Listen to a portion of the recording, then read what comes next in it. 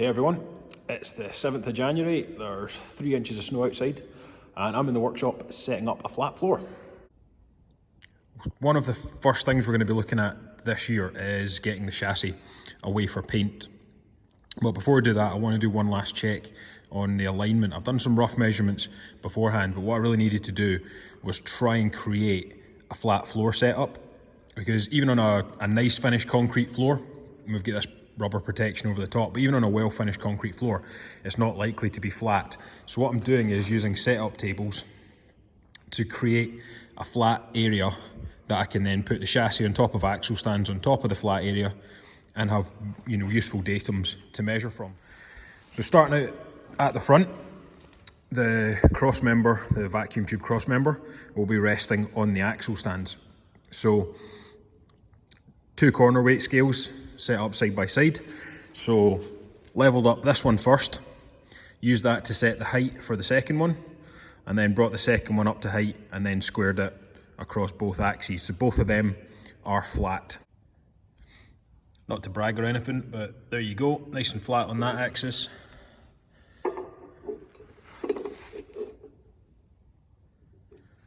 And nice and flat on the second axis as well. So that gives me a nice flat patch on the ground. The second area that I'm going to support the chassis on, I want to be able to take some measurements of the rear wishbone bolts, the mounting points. So I'm setting it up to have an axle stand, 2 axle stands along the length of the spine. And I'm going to have one right between these 2 bolts and then one right between the aft bolts. So with the longer spirit level, I've set the height of this one off the front, got that square across both axes, and then done the same at the back. So brought that one up to the same height as the front one and made that square across the axes. So then we'll put the axle stands there, load the chassis on. I want my dad to help me with that because I don't fancy lifting it accurately on my own. So the measurements we're looking at taking, I have roughly done some of these before, but starting at the front, you've got your upper and lower wishbone mounting points. So what I'm going to do is measure the vertical drop from them to the ground on both sides, and also do the diagonals across them, and that should tell us whether or not the front is square. Hopefully it is. The rough measurements I took last time seem to think that it was. Then what we need to do is try and establish that there's no bend in the chassis, like, you know, banana shaped that way or that way. So we're going to try and take some diagonal measurements to confirm that the diagonal that way is the same as the diagonal that way, and that should tell us that there's no bend in the chassis. We can also, using the setup trays, which are flat that way, we'll be able to measure the vertical drop from this upper mounting point. That's what mounts on the rear bulkhead. So be able to measure the vertical drop from that to the flat surface, and the results on that should hopefully be the same side to side, and that means that the 2 rear suspension top mounts are the same height off the ground, so therefore those turrets should be at the same angle, because if either of those turrets is bent to the side more than the other, you're going to have an offset camber situation on the rear wheels. Now, measuring complete, here I am back a couple of days later because I got a little bit excited and disappeared off home and forgot to film the outro. And I also realised I'd never actually said why I was measuring to check that the chassis wasn't twisted. When we received the chassis back from being glass blasted and primed, it came into the unit, but it was upside down. So it was resting on top of the turrets on the floor, on top of some wooden pads.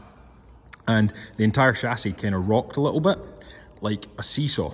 And that concerned me, because obviously that would suggest that it was twisted. So that's why we've been doing the measuring. But the good news is we've measured it on the diagonals, and they were a match, measuring across the chassis in both diagonal axes. We measured the diagonals on the front.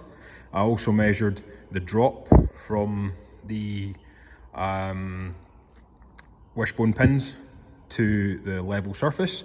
They were the same, and on the back I measured the drop across what would be the rear top mount to check that they were sitting on the same angle, so that we would have the same camber angle on both the struts. And all that checked out and was the same. My father had never reported any problems, you know, like with the car's handling on the road, but I just wanted to check it out.